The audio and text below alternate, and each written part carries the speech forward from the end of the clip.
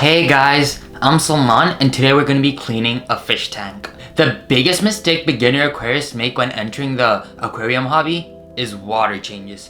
Removing all the water can result in very stressed fish, while not doing water changes can result in murky water, which is poisonous for fishes. To successfully maintain an aquarium, one must master the art of cleaning an aquarium. To do this, one must understand the nitrogen cycle. So fishes poop. It's common knowledge that all living animals exert waste, even humans. If you haven't noticed yet, we aren't gods. Except maybe Kim Jong-un. You never know. In the aquarium, fish waste decomposes into ammonia, NH4, which is poisonous for fishes. This NH4 then decomposes into nitrite, which is equally as toxic for the fishes.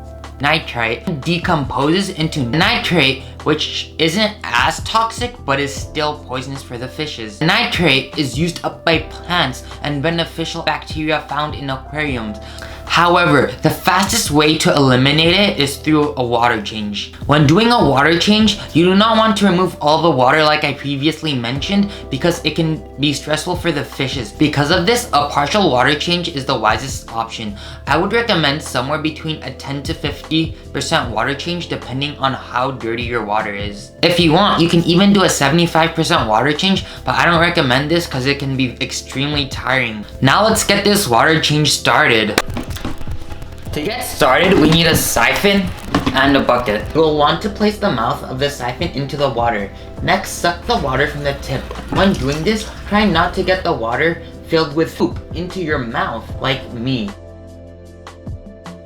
Next, you will need to get rid of this dirty water. I would recommend dumping it into plants to recycle it.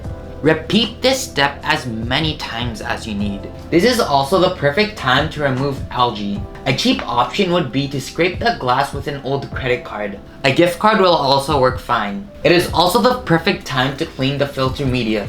To do this, you have to remove the filter media from the filter and rinse it in the dirty water. If you want, you can rinse everything except the biological filtration in the tap because doing so will kill all the beneficial bacteria.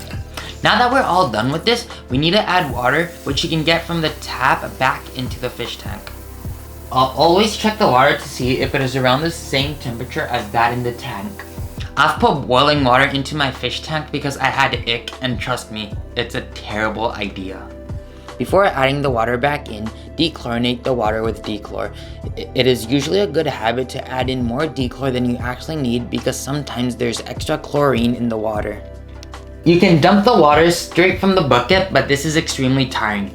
If you have a pump, which is likely since you have a fish tank, you can use it to add the water back into the fish tank. This can take a long time, but in the meantime, you can scroll through your Instagram feed or do whatever you do on your phone. Now that the water change is done, the tank is so much more clean. All the fishes are swimming around happily, and they're also now more healthy. It also makes the tank look much more beautiful. So this is my video for the day. If you liked it, please hit the like button and subscribe. If you didn't, well, there's always the other button.